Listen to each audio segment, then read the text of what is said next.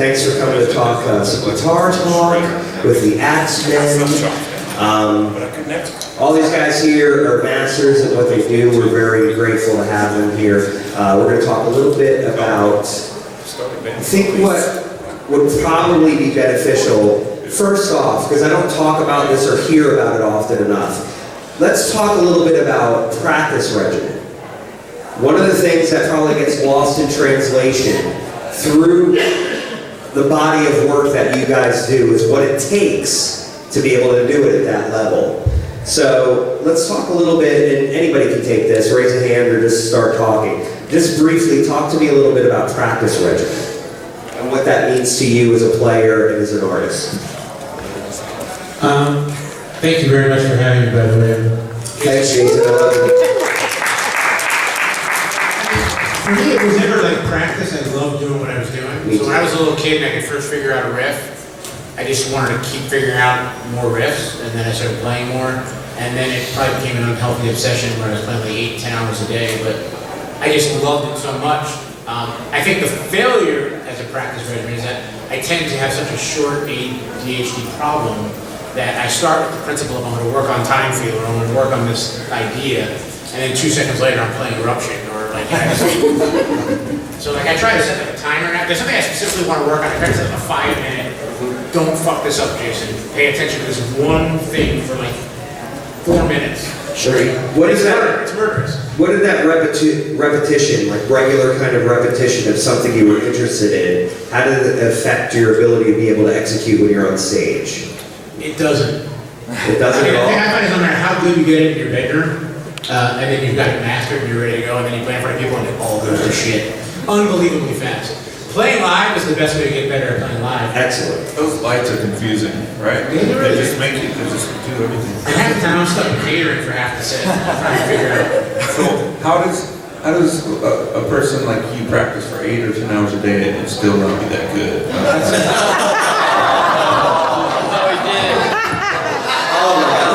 Civil, guys. I'm joking with you, Shred. We've been going back and forth for like 2 days now. You're now unfriended on Facebook. No, it's Snapface. Says the man who would not play the guitar solo last night. Alright, let's move on. Let's talk about ourselves. Holy cow. So long. Swinging, that's it. You know, that's my gift. I rely on my good looks to carry me through. So practice regimens, practice. When you first start off, I think you're going to be very, you're going to be knee deep in it, very excited. You're going to focus on it a lot. When I started, I was pretty young, I was 6, 7 years old, and I would go to weekly lessons where I worked on all the academic stuff, reading, music theory, and then eventually after years, get to jazz stuff and classical and things like that. While that's all going on, you have the band, you're writing songs, you have a band, you're practicing all the time, you're jamming, shows, all of that. On my own time, I would just try to learn as many things as I could, as much music as I could. I would do something where, when I was like 14, I would take it out and say, today I'm going to learn this entire album. And I would just try and learn it as it played. And I would listen to the whole album, and by the end of the song, you kind of got the idea, you can predict where it's going to go, verse, chorus, solo, chorus, and you have it. Then the next song, do the same thing, develop your ears, and also to get a grip on how people write and how those guitarists approach things and all of that. Take different albums, take some violin thing, just drop the needle, like 3 seconds of it, try and keep it in my head and play it, and the next 3 seconds, and all that kind of stuff. This is way back before anything digital, so the only way to learn stuff like that was to drop the needle and listen, retain it, and then transfer it to this, and retain that, and do it again, and keep moving, inching forward like that. These days, there are so many distractions, it's so much harder to focus, and that's a problem. It's very bad for the prefrontal cortex. It wears it down, and it gets very doughy. It is important to not over-multitask, and when it's time for you to practice, put everything aside, put your phone away, put everything away, put on that metronome, lag behind the beat, don't rush, and practice, and imprint everything on your myelin sheets, and grooves in your brain, and all that. And once you've got that down, get together with a drummer or another guitar player or someone and play. You need that unpredictable human interaction to really get good. And that's what makes you better, is playing with other people. That's the big thing. And play in front of people, especially, because once the ham factor kicks in, then your game changes a little bit. The way you approach things, the way you think, just the way you look at yourself or don't. The way you learn to stop looking at yourself and say, wait, this is not about me. I'm nothing in this, it's about them. And we're giving, just being an exploding ball of energy, whatever kind of energy that is, that you're just projecting outward. Yeah. Thanks, Roman. Very, very well. How about we talk a little bit about signal path, guitar to amp, My favorite stuff in between, and how that has affected what you do as a guitar player as opposed to how you sound as a guitar player. Does that make sense to you guys? Anybody want to feel that one head? Steve? I'm sorry, hold on, let me try that one more time. Would anybody like a sip of my drink before? You know what I'm saying? It's like Sorry, signal path to go. the guys walked in without their masks, and I was like, wow. Yeah, They're scared without their masks. Here, you got something? Well, I think Single path. too many guitar players hide behind pedals. And, they think That's not fair. That became part of who you are. That's fine. He doesn't mean you. Just be nice. first and foremost, what's coming out of your amp should sound good. Period. If that doesn't sound good, then you have a problem right from the get-go. Pedals are there to accentuate, help you create, and portray a landscape, if you will. But if you're getting the latest pedal that's going to make you sound like Jimmy Page is definitely not going to make you sound like Jimmy Page. I personally, growing up as a guitar player, I loved Jimmy Page, and I did emulate Gilmore the best I could, but I was afraid to be too much of a chameleon, because then you don't have a personality. So I took a few lessons. I learned some AC/DC songs, a couple Iron Maiden tunes, and then really, as a guitar player, for me, I sat in front of the radio, and whenever song came on, I had to find the key, and so I would just play along in solo, and therefore, what I was learning was me, and I think that's the most important part for a guitar player, or any musician, is to not try to emulate others, to be inspired by them, learn what they're doing so you understand it, but be conscious of not being too much like them, because you want to be your own thing. There's too many players out there that can whittle all day. Like there's a kid in high school, he hated me, but he was way better than I was. But he would just sit there all day, that does nothing for you or anybody else. It doesn't matter. If you cannot write a song, you are dead in the water right from the get-go. You could fly around on the guitar and be Mr. Wizard, but it doesn't mean shit in the real world. So just keep that in mind. Be yourself. You can learn from others, be inspired by them, but make sure that you're doing your own thing. I think that is the most important part.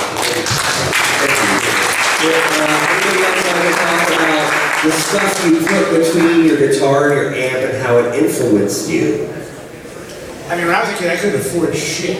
No doubt. I just read the magazines and was like, God, if I only had Eddie Van Halen's custom-built Bradshaw, the whole career would have been on a different trajectory.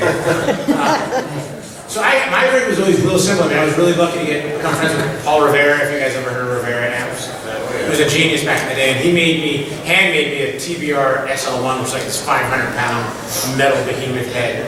And I just used that, and I had a Boss Super Overdrive, because that's what Randy Rhoads used. And that was my signal chain. I mean, and I'm one of those guys, like the more knobs, everything gets worse. Like no matter what knob I turn, it fucks up the knob, I just unturn it. And so to me, like the ideal amp would be just one knob. And I'm on a knob switch. Thank you very much, ladies and gentlemen. Please be a year old. When you guys have your stuff in the chin, what do you do? Wah first, then distortion, then if it's actually wah pitch shifter of some kind, if it's going to be a detuner, then distortion, and then all your fancy schmancy, and then delay, reverb, and? The amp I'm using, then the time-based effects, modulation, delay, reverb, anything like that, is going to go into effects loop if the amp has one. Simply because I really don't want, usually, not always, sometimes I do, but I really normally don't want delay or reverb to be getting, they hit the preamp stage and get, great. Sometimes it's nice with delay. It really, sometimes it's pretty nice. But, Neil Young's the only one that those pulled in that the off. effects loop. And wah first usually, and overdrive, and then usually an EP booster, which is Those things are great. yeah, I love my EP booster. It's like the preamp stage from an old Echoplex. And all the old school guys used to love those occasional that they used to buy those old Echoplexes up and use them just as like a preamp, like a little buffer to sort of give a nice little boost and a nice little tonal, different tonal character to the sound. And you can buy. It sounds like a better guitar. It does. They're good. It does. I'm using the exotic effects ones. So that's one I got, yeah. Which reminds me of like, as a guitar player, whenever you go into the studio, like, and you're learning, and the guy who's producing your engineer goes like, no, just keep it all clean and just make it straight, and we'll fix everything later. That's a fucking disaster. Oh, yeah. Like, you should have your sound, whatever effects you want. I'm a big, just do what you do and make that sound happen for you, because no one ever fixes it right in the end. Trust me. Yeah, an actual artist doesn't go in and just paint the lines and leave the color up to, for the next guy in line. That only happens in comic books. There's the penciler and the colorist, but real art, actual painting and other types of media, usually the person drawing the lines is coloring it too. And your effects pedals and all that, that's your sonic palette. The way you're going to leave that up to a producer, Commit to it. Yeah, Commit to your fancy stuff. I learned that, I engineered a record in, I don't know, probably about 96 or 97. It was Scott Henderson on guitar, Victor Wooten on bass, and Steve Smith on drums. So nobody can play. I really had that ethos, just get your sound, just get the sound. Scott just had a little combo amp, some effects. He's like, that's my sound, just record that. Just put a mic there. I'm going to do all these effects. Like, don't worry about that delay. I got my delay here. And he committed to it, and it sounded great. And I've sort of lived by that. Excellent. So across the panel, and maybe Steve Lynch can start this off. Let's talk a little bit about aspiring guitar players, the best way to approach education as a guitar player. Steve, would you? Well, like you were saying, take a little bit from everybody that's like a favorite guitar player. But another thing is this. When I was going to the Guitar Institute of Technology, I was listening to sax players and like Jean Lupani, violin player. And I was getting bits from them, actually, Charlie Parker and on saxophone, and trying to figure out what they were doing on guitar, because I wanted to sound really different. And that's another point I wanted to bring up was, the fact that when I went to the Guitar Institute of Technology back in 1978, actually, it completely changed my whole world, because it was all jazz guys there. I was the only guy that had bell-bottom pants, platform shoes, and shedding haircut, and a solid body guitar. That was it. I was the only guy in the whole school that had that. And but I learned so much from these jazz guys, and they gave me a totally different approach. So one of the things you really want to do is listen to a lot of different people's, not to copy anyone, and really just kind of try to find your own niche, your own sound. Like what I like doing is I like playing around with the vibrato arm a lot, and I like doing a lot of the two-handed stuff and all that. And I actually stopped listening to guitar players completely back in 1978. I still don't listen to guitar players to this day, and because I don't want to be influenced by it. Because just by listening, you can be influenced by other people. And the last guitar player that I learned anything from was Alan Holzman. He was the guy, and a little bit of Alan Neal, and of course I grew up listening to a lot of Jeff Beck. But other than that, it's music education is that really, really expands your boundaries, don't say. Because I was just a simple blues-based player before up in Seattle, you know, playing in bands and stuff. And once I got down there, wow, it opened up a whole new world. And especially, you know, being encompassed with all these jazz players all the time, that opened up a different world for me as well. So, man, it's just like knowing all that stuff, it just really adds a lot onto your playing.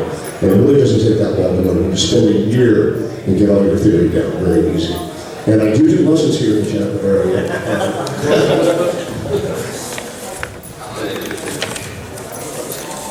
Yeah, good. Did you study with Don Mark when you were at NY? Steve? Did you study with Don Mark when you were at? Yes, how did you know? I love Don Mark. Okay, well, I was taking lessons from Paul Mock in Seattle, West Seattle. Oh, nice. At West Seattle Music. And I was actually on the road, and I was in Montana, and I called up to set up more lessons for him because I was coming back into town. Yeah. And they said, no, he's down at some new guitar school that they're putting together down in Hollywood. And I went, what? Guitar school, you know? And I actually got a hold of him. I 213-462-1384. I still memorize the number. He's gonna love this picture.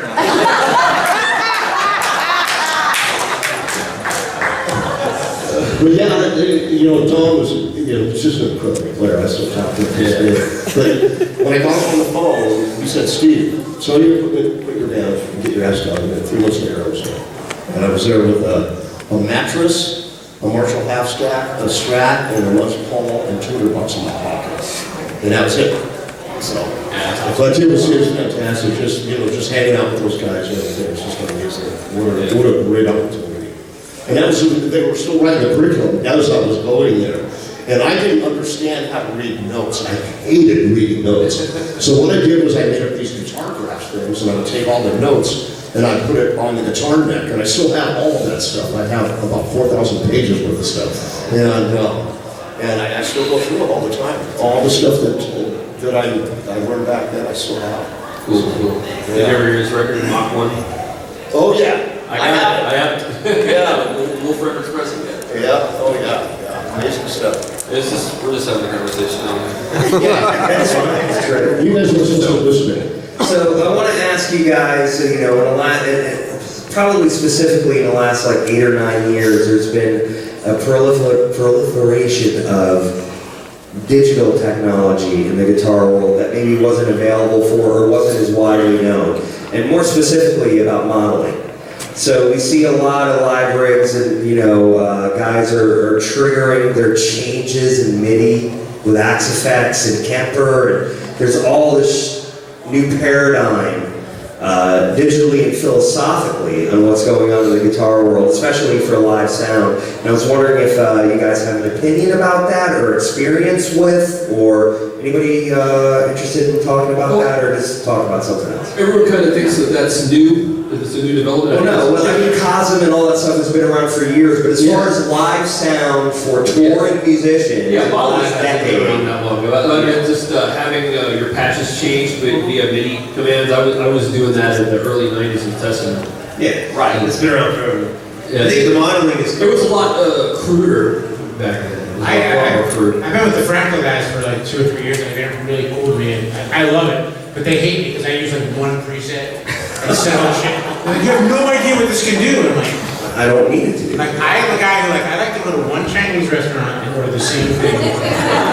How chicken, Jason Bieler all the way. Because I'm the stress of like, if I order something new and I don't like it, then I screw up my whole night. I'm gonna be miserable. I know I like chicken broccoli, and that's how I feel about presets. Preset chicken and broccoli. I was All of my music is food-based. There's a simple way too to make use out of digital technology, and that's just play through a tube head. Boom, run everything through a tube head. You know, and that can make it sound a lot better. So that's what I do. But also traveling, I think the modeling's changed a bit. You do a lot of flight. I mean, everybody buys their flight aids at this point on occasion. You know, the Axe 8 they sent me, you know, it fits in the overhead. It's like the greatest thing ever. Because showing up to a gig, it's like you have a rider and you want this Marshall and that cabinet, and you show up there and it's like got 3 12-inch speakers, one's blown, the mic that was duct taped to the front of the amp is now laying on the floor, and the thing was not a Marshall, but it was shaped like a Marshall. It's a nightmare, I mean, every time you do that. So having the ability to at least take some semblance of something you can control and have some kind of sound is perfect. I was playing at a festival just 5 years ago in Albania, and the amp they had for me was a keyboard amp from the 1960s with a broken input. No distortion, no anything. It was just something that just amplifies sound and with a broken input. And so thankfully I had some kind of modeling thing with me. It was my first time bringing one out. Let me just bring this thing, just as a backup. Ever since then, those things go with me everywhere, because you never know, and you don't want to be at the mercy of someone that's, oh, sorry, couldn't get you that, but you gotta have your sound. They're an amazing toolbox, and I think they are pretty indispensable for flight aids. But you don't ever play them next to like a great Wagner or, you know, like I convince myself that I don't listen to my amps anymore, that I'm totally thrilled with my modeling stuff. But I know for a fact that if I set it next to, you know, Victory makes some amazing sounding amps. And if I set it like back and forth, I'll be horrified at what I've done to myself. So what it boils down to is that digital is just trying to copy the sound. It's almost like a hologram of what's already out there, but you just can't fit it in your suitcase. So it's convenience over that. But I think we live in too much of a this or that world. We think too much this or that. This and that. Analog and digital can complement each other. And each one has something about it that the other doesn't. If you can put the two together, you get the best of both worlds. If I had $5 for every guitar player buddy of mine who got rid of all of his tube amps as soon as he got an Axe FX or a Kemper, I could buy all their tube amps they got. So we have just a little bit of time left before. They are improving them all the time now. I mean, like every day there's a new update. They're getting closer. How often do The you? only cool thing about those is that you can put your sound in them. Right. And that's about it. There's some good ones, but if you want your amp in a digital world, put your amp sound in that box and take it on the plane. It's in the box. So we have a little bit of time left before we have to move on to the next panel because we're a bit behind for the day. So I'd like to go on down the line. If you guys could briefly give me a happy guitar moment. You know what I mean? Like, you know how you get those moments every now and then, whether it's the barometric pressure in that small club was perfect and the tone just cut through the way I wanted to. Or I was 12 and I got my first guitar and the girl, Dawn Spencer, kicked it over in theater class and broke my first acoustic, that bitch. I'm sorry. You know what I mean? Like, give me a happy guitar moment. Let's go down the line briefly. Tell me something that has really maybe impacted you emotionally as a guitar player. Could be as a kid, could be as an adult, as a professional, etc. Thank you. Getting my first electric was pretty cool. One of the funny things that we toured with Metallica for a couple of months, and the funny thing about it is that for me as a guitar player it was cool because each one of the members but Kurt told me I was a great guitar player. They were like, "You're great." Kurt said nothing. I thought that was pretty awesome. Mine would be when I was finally able to get the sustain that I wanted, like that Alan Holsworth type sustain where you play really legato and all the notes are coming out clearly. And then you plug it into a big auditorium doing sound check and you just got that killer sound. And that's a real high right there. When you're playing, before they let the people in and you got that whole theater to yourself. And yeah, that's just killer. The natural reverb and everything, wow. That's big high in itself. I would say, I told the story yesterday, I got a PD Mystic. That was my first like real electric guitar and an amp. And I started getting to George Lynch like heavy, Steve's brother. But He's my ex-wife.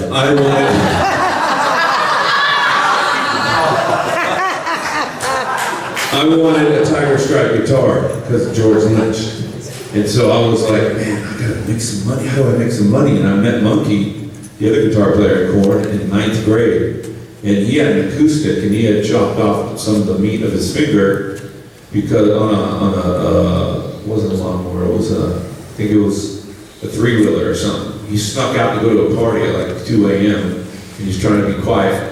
And he put his finger in the chain and went, oh. And he's like, fuck! And woke his parents up and everything. And so he was trying to rehabilitate his finger, and his doctor said play guitar. So he's starting to mess around with acoustic, and he came over to my house and saw me shred. I was playing around with some Dawkins albums and everything, and so he was like, man, I need to get electric. And I was like, hey, I'll sell you mine. I jacked up the price, and I got that Chevelle. His dad paid it. That's my happiest guitar moment. I gave a photo at my first book of me holding a Tiger Stripe guitar. Thanks, Mom's dad. Awesome. Ron? Oh, jeez. I remember when I got my first Marshall. I got this Marshall combo and MXR Distortion Plus, and I really sort of got that Randy Road sound going. I just felt so damn good to play. But I think the biggest moment that I remember is when I finally got down to the F chord. Seriously, but I was going to take lessons for a year. I could not flatten this like that and round these. And I kept playing with all my fingers, and the teacher wouldn't give me a hall pass on that. It's like, no, you got to get this down. You got to get it. And I was like, yeah, when I finally got that down. Nice. Awesome. Why is it on the F chord? Yeah, because you use the F word a lot when you're getting on the F chord. I'm still looking for my special purpose. You need a hug? I mean, that's the thing about the evilness of guitar playing is I think you're always, tomorrow is going to be the day where it's all going to come together and the tone and this and that, it's like having an addiction to something where it's like, I'm almost there and then it doesn't quite happen, so it's going to be next. You're always kind of in pursuit of it, so I'm a miserable bastard. I've never had a happy moment in my entire career. I really make bad life choices, so if I can tell you something, take up computer sciences. Or comedy. Case of Bieler. I'll be here all week, ladies and gentlemen. Enjoy the meal. For me, I wish I had a funny story too. But for me, it's probably just several years ago when I met Willie Roth. And the reason why is because when I first joined Testament in 1994, and we went in the studio and recorded the album Low, and we did some B-sides. I used to be a fan of B-sides. Is that still a thing? I don't know. But we did some B-sides, and one of them was a cover of Scorpions' Sails of Sharon. And anyone who's familiar with that song knows it just has a glorious solo in the beginning. Willie just going off on some minor goodness. And I approached that solo from a very reverential standpoint. I didn't want to try to make it my own, do my own interpretation. I wanted to play what Willie played, and I did it to the best of my ability.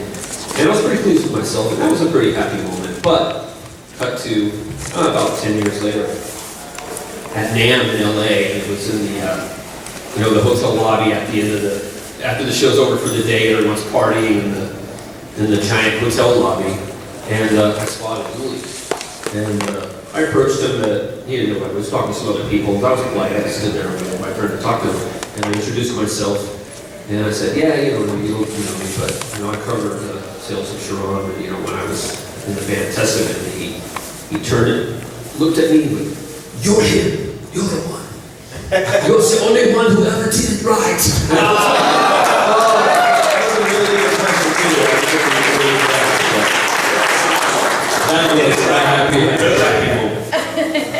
I have to say probably one of my best moments actually happened recently with my brother and I finishing our album. It's going to be out in March for Combat Records. It's been a long time coming. And it's really inspired me the whole way, and a lot of challenges along the way, but that's probably one of the things I can say that recently really made a difference in my life. That's good. want to thank you all so much. It really was truly an honor for me to get to moderate this panel with you. I'm blown away by all of you. I'm extremely grateful. Thank you guys so much. And everybody, give me some applause.